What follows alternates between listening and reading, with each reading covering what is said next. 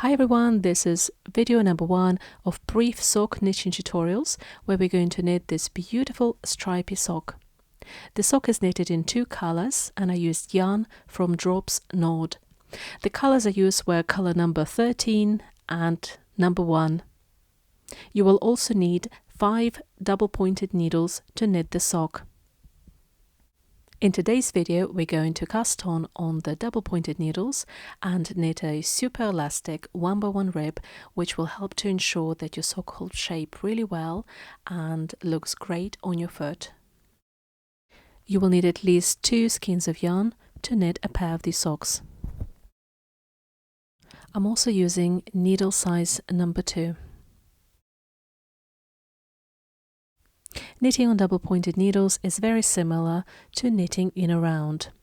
What we need to do here is have an even number of stitches divisible by 4 and cast on stitches on 4 out of 5 needles.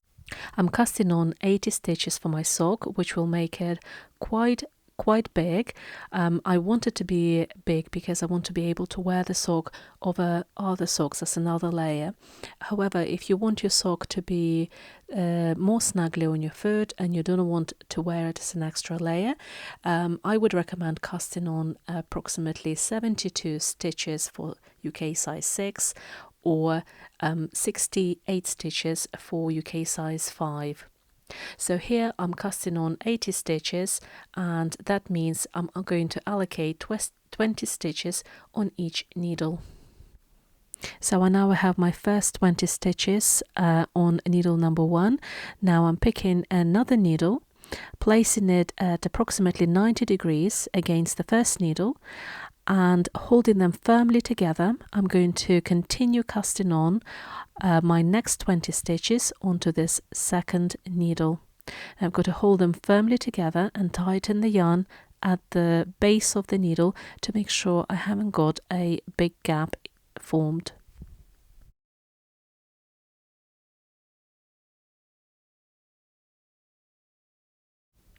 Now I'm finished casting on the second needle, and I'm just going to check that my stitches are not twisted. They should look like this on the right side. Next, I'm picking my third needle, placing it at 90 degrees against the second needle, and I'm now going to continue casting on my next 20 stitches.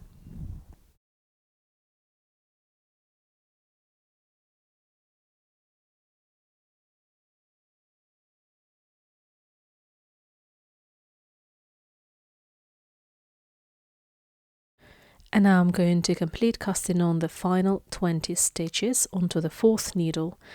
And the process is exactly the same. For the fourth needle, I'm just placing it at 90 degrees against the third needle and casting on the remainder of my stitches. Now I have all my 80 stitches distributed onto the 4 needles. I need to make sure that my stitches are not twisted. So I need to align all my stitches on the right side so they're facing this way. This is how I want all my stitches on all 4 needles to face me. I need to form a square shape like this. So this is how it should look if it's all cast on correctly. And then by holding this shape in between my hands, so kind of making sure it's all aligned before I start my first round.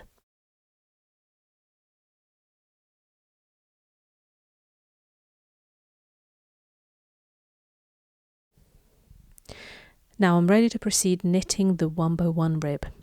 I'm taking my 5th needle and now forming my first stitch, which is going to be a knit stitch. As it's a 1x1 rib, it's first knit stitch, second purl stitch, and then again knit stitch, followed by a purl stitch to the end of the round. I usually find knitting the first round on double-pointed needles a little bit tricky, as the other 3 needles may stick out all over the place and the progress can be a little bit slow. So if that happens, just push the idle needles gently down, making sure that you do not slip off the stitches which are held on them, and slowly work through the 1x1 rib on each needle.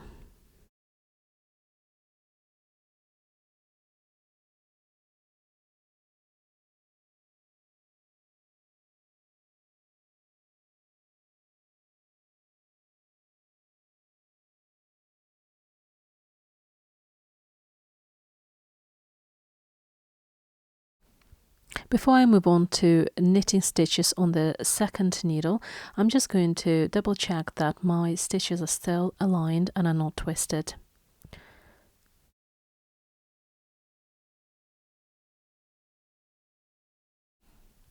As I finished the row on the first needle with a purl stitch, and I need to begin the row on the second needle with a knit stitch, so that I keep the continuation of the 1x1 rib.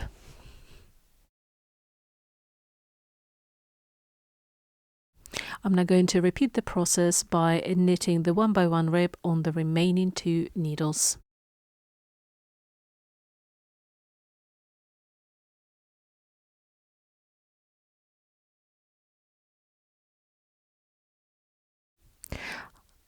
And I'm just now completing the round by working through the last couple of stitches.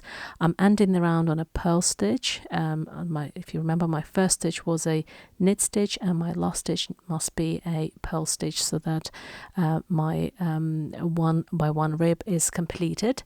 And in order to make sure that my final stitch doesn't unravel, I'm just firmly holding the loose tail, and then I'm going to tug it underneath, just so that that gap between the fourth and the first needle is minimal.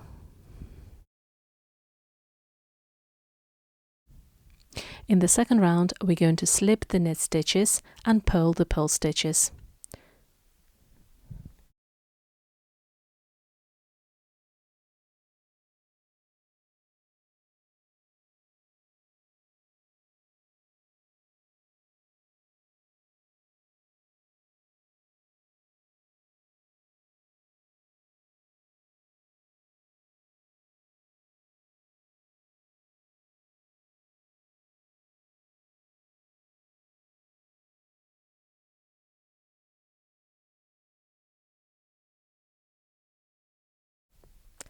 In the third row, I'm going to repeat the pattern from the first row. So that's knit 1, purl 1.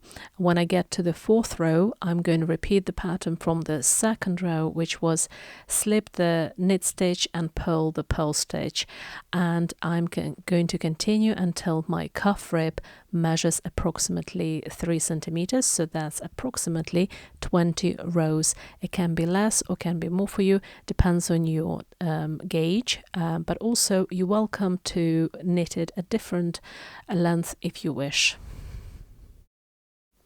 When you transition from one needle to another, just remember to gently pull the yarn to tighten it so that you don't end up with gaps in between the needles.